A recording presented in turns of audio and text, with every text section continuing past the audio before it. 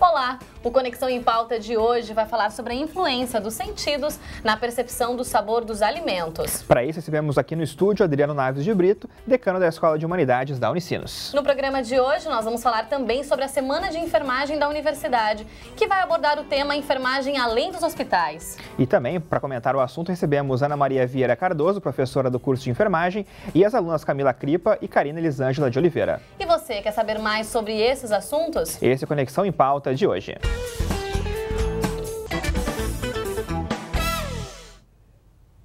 Você acha que a aparência e o cheiro dos alimentos influenciam no sabor? Para pensar esse tipo de questão, a Unicinos promove até essa sexta-feira o evento chamado A Ciência e a Arte do Jantar. E quem nos traz informações sobre o tema e sobre a atividade proposta é Adriano Naves de Brito, decano da Escola de Humanidades da Unicinos. Olá, professor, seja bem-vindo, tudo bem? Tudo bem, boa tarde, Vanessa, boa tarde, Rodrigo, boa tarde, telespectadores. Professor, para a gente começar então, por que envolver a ciência e a gastronomia? O que esses assuntos têm a ver um com o outro? E além disso, da ciência, gastronomia, filosofia, junto disso tudo, né? Como é que a gente pode conectar essas coisas? É uma grande mistura, então. É uma grande mistura. Vamos começar pela filosofia. Na verdade, quando a gente se relaciona com o alimento, nós fazemos uma percepção, nós percebemos o alimento. E há uma discussão milenar na filosofia sobre o que é a percepção, sobre o que é o mundo. Se nós experimentamos o mundo tal como ele é, ou se nós experimentamos o mundo tal como ele se nos apresenta apenas. Então, a gente fica se perguntando, esse alimento tem esse sabor nele mesmo, ou sou eu que construo esse sabor? Bom, a ciência se meteu aí há pouco tempo justamente para tentar entender o que se passa na nossa cabeça quando nós experimentamos o mundo.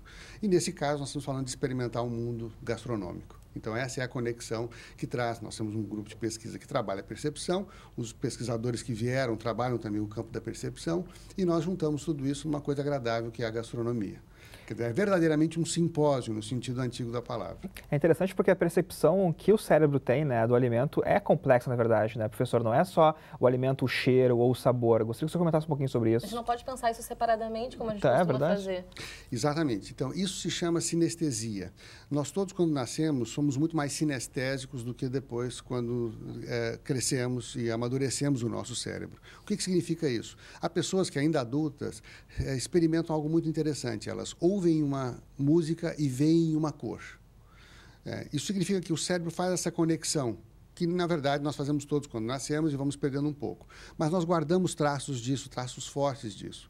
Então, por exemplo, quando nós experimentamos um alimento, muito pouco da informação, de fato, vem da língua. A língua nos dá mais ou menos sete sabores que a gente poderia identificar, como amargo, doce, metálico, umami, que é um que se aparece muito recentemente. E a maior parte, 80% do que a gente sente é cheiro. Então, se as pessoas tampam o nariz e experimentam um alimento, elas perdem completamente a noção do que elas estão sentindo. Elas vão receber uma informação muito mais pobre do que aquela que vem junto com o nariz. Bom, inclusive a atividade ela iniciou na quarta-feira, né, professora, no dia 13, e até isso que o senhor comentou agora foi uma das atividades propostas, né? Os participantes então colocaram um protetor no nariz e tiveram que mascar uma bala de goma. Como é que eles reagiram? Eles não sentiram o sabor, é isso? Exatamente. Sobretudo nessas balinhas de goma, o telespectador pode fazer esse experimento. Como elas são todas químicas, né? Então ele pega a balinha de goma, tampa o nariz e coloca, então, antes de pegar a balinha de goma, para não sentir o cheiro, e coloca na boca. Ele pode pegar qualquer sabor, ele pode experimentar todos os sabores, todos serão exatamente iguais, a saber, nada. Por isso que a gente também pensa quando a gente está gripado, né, que a gente está aí com o olfato também comprometido, a gente acaba não sentindo o sabor dos alimentos. Exatamente, tudo fica muito diferente. E aí ele solta com a balinha dentro e o sabor vem. E ele percebe, agora eu estou sentindo que a balinha é de framboesa, por exemplo, ou de laranja, ou o que seja. Então se vê essa interferência. Mas também a cor. Nesse experimento que nós fizemos, era a cor. Era como é que nós relacionamos certos sabores com cores. E isso é um padrão. E parte dessa atividade toda, ela tem um fundo científico. Quer dizer, à medida que a gente faz as atividades, desde quarta, o jantar de ontem e o jantar de hoje, isso serve como elementos de dados para nós pesquisadores, que é como é que essas pessoas que estão nesses eventos reagem a essas experiências. E assim nós vamos aumentando o nosso banco de dados para entender mais ou menos como é que a população, agora que é a população brasileira, né, porque eles têm dados sobre a Inglaterra, mas não têm dados sobre a nossa cultura. Se são semelhantes, se não são. E esse experimento era para identificar cor e sabor. O branco, por exemplo, nós pensamos que é doce ou que é salgado. O verde, que é azedo ou que é doce. E assim foi, as pessoas tinham que identificar apenas pela cor e depois apenas elas provavam. E qual era o resultado disso, então? As pessoas ficaram surpreendidas com esse tipo de... Conseguiam acertar mesmo? Sim, porque olha, realmente uma cor verde, eu nunca vou imaginar verde como uma cor doce. Isso na minha concepção, né? Não sei se na professora, na Vanessa também. Na minha também não, eu já vou pensar num limão. O interessante disso é que não há coisa certa ou errada. É simplesmente como é, e por isso os dados são importantes, para saber como é que um número razoável de pessoas, que seja estatisticamente relevante, classifica e relaciona uma cor com um alimento. Isso pode ser cultural ou isso é genético? A resposta para a qual se caminha é que há uma interferência cultural, mas uma boa parte disso é genética. Em algumas situações é genética. Mas esses dados, então, corroboram ou não essa interpretação. Não há o certo ou errado. Há apenas como é que você faz essa conexão. Para você, por exemplo, nunca imaginaria um verde como alguma coisa doce. O vermelho, sei lá, o vermelho geralmente remete a doce, porque, sei lá, tem um morango. E já historicamente, na verdade, né, as balinhas vermelhas são balinhas doces, geralmente. A gente pode passar por essa situação, nós estávamos comentando antes de começar o programa aqui, né, Rodrigo, na época do vestibular, foi feita essa proposta aqui para as pessoas que estavam circulando pelo campus de experimentar um sorvete. Então, tinha um sorvete verde, tinha um sorvete vermelho, que na verdade era chocolate, né? Ou ali um marrom, que a gente arremete a chocolate, e na verdade era outro sabor. Eles misturaram então, tudo, né? Eles misturaram, acabava dando uma confusão, então a gente tinha que se concentrar muito. Então, na hora que ia experimentar, se concentrava bastante para conseguir realmente distinguir que sabor é aquele. E muitas vezes a gente colocava, não, pera, eu conheço esse sabor. Mas como a cor estava te influenciando tanto, a gente acabava ali ficando um pouco confuso, né, professor? Mas é bem interessante. E é exatamente isso. Se você serve, por exemplo, um vinho, é um experimento que se faz com sommeliers, que são pessoas que lidam com vinho todos os dias, mas você coloca um copo preto e aí coloca um vinho rosé e deixa as pessoas, esses sommeliers, experimentarem. Que vinho é esse, branco ou tinto? E você vai perceber que as pessoas não se dão conta mais, porque a influência da cor é enorme. Então, nós perdemos uma referência. E o que acontece com isso? É que o cérebro precisa todas essas informações para nos dar como resultado um sabor. Isso significa que o nosso cérebro é multifuncional e ele faz um cruzamento de percepções. Então, nós temos umas percepções intermodais, é o que se chama.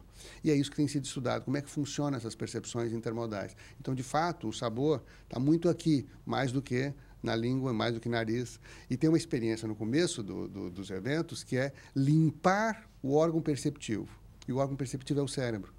Então, há restaurantes que fazem uma experiência interessante, que é desligar as pessoas, provocar um pequeno evento na mesa, para que elas se desconectem das questões do dia, dos problemas e tal, para limpar o órgão perceptivo, que é o cérebro. O outro limpar o paladar, né? Exatamente. E ele disse, é o paladar cerebral. Tem que limpar o paladar cerebral para poder experimentar exatamente o que está acontecendo ali de uma outra maneira, né?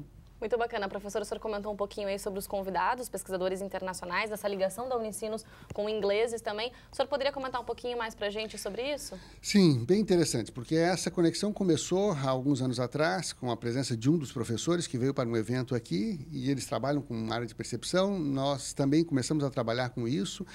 Temos um laboratório de filosofia experimental que vai na área, no campo das ciências cognitivas. Há outros grupos da Unicinos lidando com ciências cognitivas, então essa conexão cresceu. E esse professor tem trabalhado muito com esse pesquisador, que é um psicólogo. Esse professor é o Barry Smith, que é o filósofo, o diretor do Instituto de Filosofia, na Universidade de Londres, com um psicólogo experimental da Universidade de Oxford, que tem um laboratório de percepção cross-modal, ou intermodal. E então, o Barry esteve aqui em Porto Alegre, conheceu a experiência do Xavier, que é um doutor em bioquímica e chefe. Então, não por acaso, essa conexão funcionou entre ciência e gastronomia. E aí, vamos realizar o evento. Então, realizamos junto com o Xavier 260, que é um restaurante aqui, e o Instituto Ling, que recebeu esta atividade. Então, fazemos uma parceria e acho que isso tem funcionado muito bem. Com certeza tem funcionado, tanto é que não tem nem mais vagas, né, Rodrigo? Isso, né? O pessoal já esgotou, já teve essa procura imensa. A gente espera que tenham outros momentos como esse para mais pessoas participarem, porque com certeza chama atenção, né, professor? Exato. Nós queríamos realmente fazer esse primeiro, que é uma novidade, e a procura foi muito grande, esperamos fazer o ano que vem, inclusive com chefes renomados. Há um chefe muito importante da Inglaterra, de um restaurante importante que se chama Fat Duck, e quem sabe a gente consegue fazer isso e fazer uma experiência ainda mais instigante. Não esqueça de nos convidar então, né, professor? Isso é muito importante. Professor, muito obrigada pela participação, pelas informações. Até a próxima. Até a próxima. Muito obrigada. O Conexão em Pauta faz agora um rápido intervalo e na volta nós vamos falar sobre a enfermagem além dos hospitais. Esse tema vai movimentar a Semana Acadêmica da Enfermagem da Unicinos, que ocorre na próxima segunda-feira, dia 18 de maio. Logo mais, a gente já volta. Estamos de volta com o Conexão em Pauta. Nesta semana foi comemorado o Dia dos Enfermeiros, um profissional dedicado a promover, a manter e a restabelecer a saúde das pessoas, trabalhando em parceria com outros profissionais. Ele deve estar preparado ainda para agir diante de momentos além do hospital, como situações de tragédias. É isso mesmo, Rodrigo. E esse tema irá movimentar a Semana da Enfermagem da Unicinos, que ocorre na próxima segunda-feira, dia 18 de maio. Para falar mais sobre isso, recebemos aqui no estúdio Ana Maria Vieira Cardoso, professora do curso de enfermagem da Unicinos. Também com a gente, as alunas Camila Cripa e Karina Elisângela de Oliveira. Olá, tudo bem? Sejam bem-vindas ao Conexão. Obrigada. Olá, tudo bem? Sejam bem-vindas. Bom, e a gente começa justamente falando, Rodrigo, sobre essa palestra principal que acontece na segunda-feira, professora, chamada Atuação e Planejamento da Área da Saúde em Situações de Desastre. Professora, por que é importante falar sobre esse tema, então? Porque, em primeiro lugar, obrigada por estar aqui, porque não se pensava nisto, né? E principalmente com a equipe de saúde. Era uma coisa ligada aos bombeiros. Os bombeiros teriam que salvar vidas. E hoje, com esse desastre, nós estamos todos nos preparando, né? Então, nós teremos a palestra do enfermeiro Kleber, que trabalha também em Brasília, nos planejamentos de emergências, e inclusive ele não está aqui porque está em Brasília. Então, acho que vai ser uma palestra que vai ajudar todas as pessoas da saúde, da educação e da comunidade em geral. Estão todos convidados, não só o grupo de enfermagem. Mas, professora, em casos de tragédias, como aconteceu, por exemplo, na KISS, né, que foi em 2013 em Santa Maria, os profissionais de saúde, eles que estavam presentes, eles estavam preparados? Existe, então, um tipo de preocupação em formar um profissional que seja preparado para tudo durante a graduação? Sim, nós temos socorros de emergência no currículo e prepara também. Né? Mas essa tragédia nos fez pensar em mais pessoas. E até a população em geral tem que estar preparada. Se não pode ajudar, não precisa atrapalhar. Que muitas vezes a gente quer ajudar, não tem o conhecimento e confunde as pessoas que estão organizando. Então, é importante que todos saibamos lidar com a situação.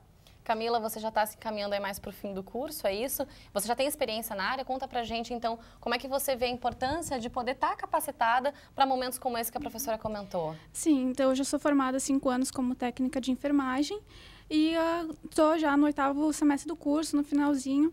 E eu acho que é muito importante esse foco que a gente está tendo no curso para desastres e principalmente agora na semana de enfermagem, então, para possibilitar os alunos para essa visão, né? E, Karina, qual a tua experiência, então, também na área? Qual vai ser a tua área que vai começar também a trabalhar depois de fora da formatura? Eu sou técnica em enfermagem também há 10 anos e estou cursando agora a disciplina de socorros de urgência, que é bem focado para essa área, que é muito importante.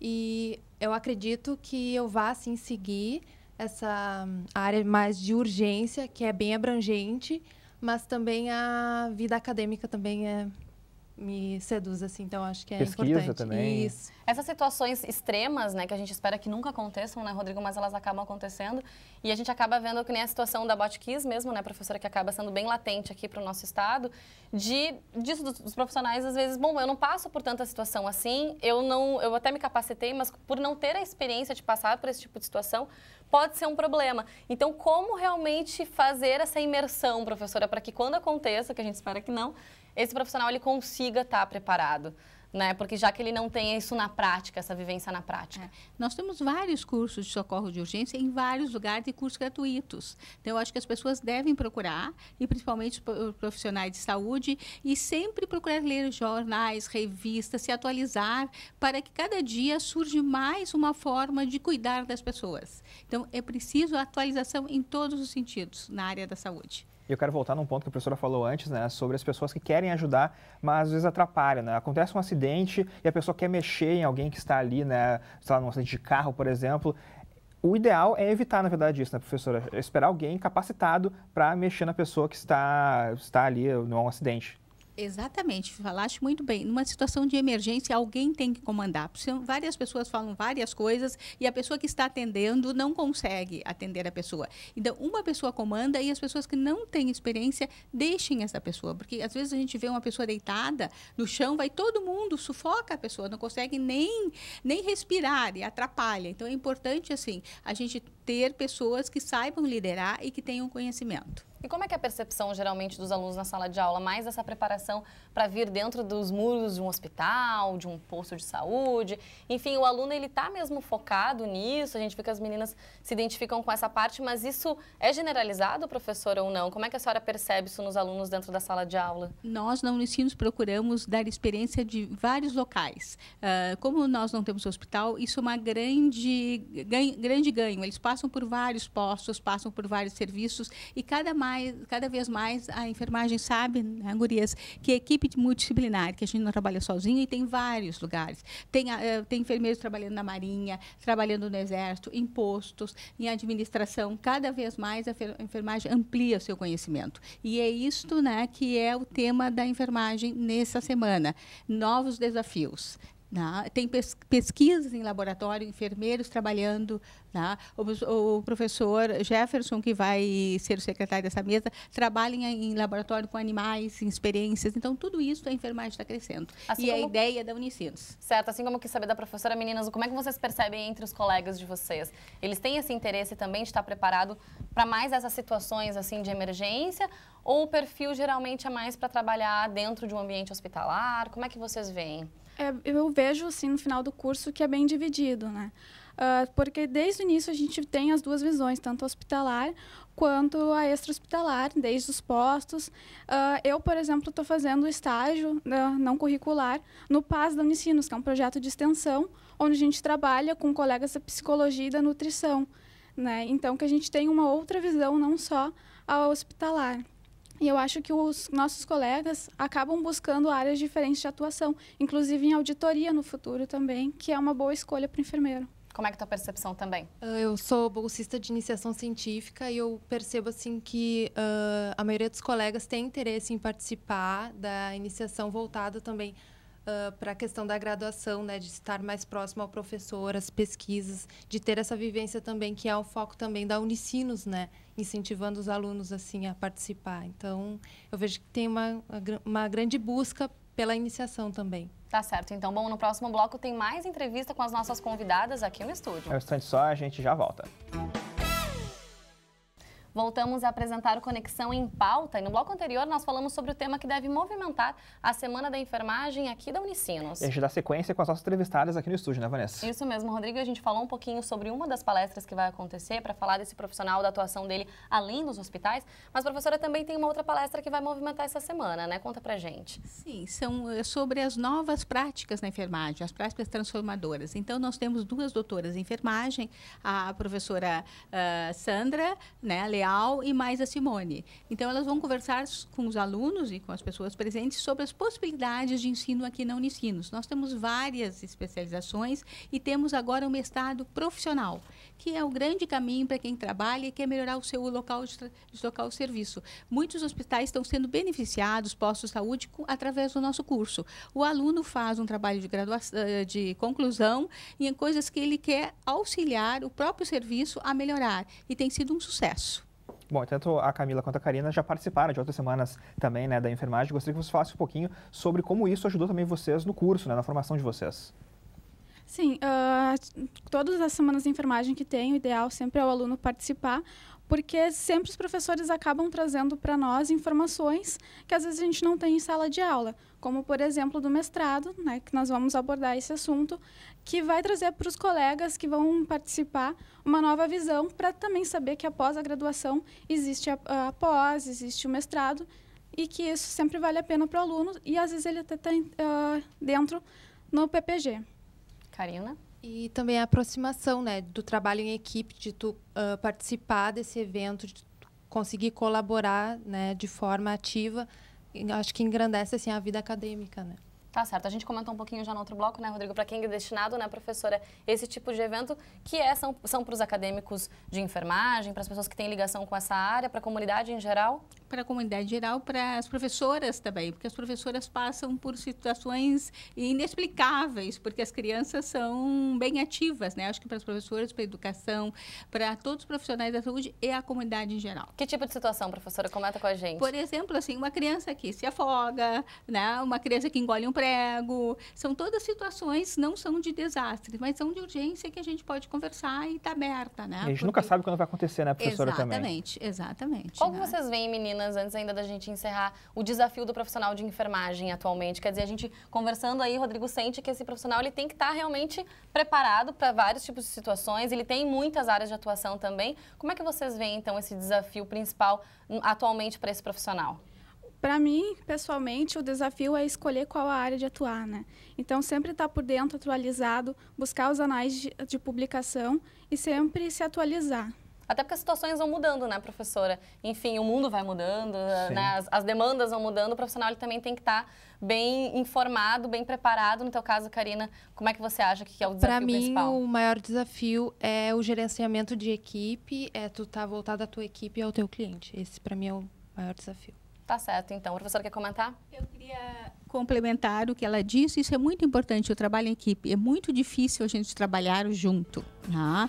E elas começando já com os professores na Semana da Enfermagem, nas iniciação científica, elas também conseguem olhar o outro lado, né? Porque o aluno se coloca, eu sou o aluno, ela é a professora. Não, estamos todos juntos trabalhando. Então, começa a conhecer a forma administrativa da universidade, as dificuldades, as vantagens. Então, eu acho que o aluno cai na real, como dizem. Né? Até porque, como a gente comentou, o profissional ele tem que atuar em parceria com vários outros profissionais. Exato. É um trabalho muito em equipe, então já tem que ter essa noção desde o início. A gente tem, então, o serviço, né, Rodrigo, para quem quer saber um pouco mais sobre a Semana Acadêmica, que, na verdade, a programação é de um dia, né, professora? Ela tem esse nome Semana Acadêmica, mas a programação acontece na segunda-feira, dia 18. Isso, e o site unicinos.br/fique-sabendo/escola-d-saúde. Isso mesmo. Bom, muito obrigada pela presença de vocês, um bom evento e até a próxima.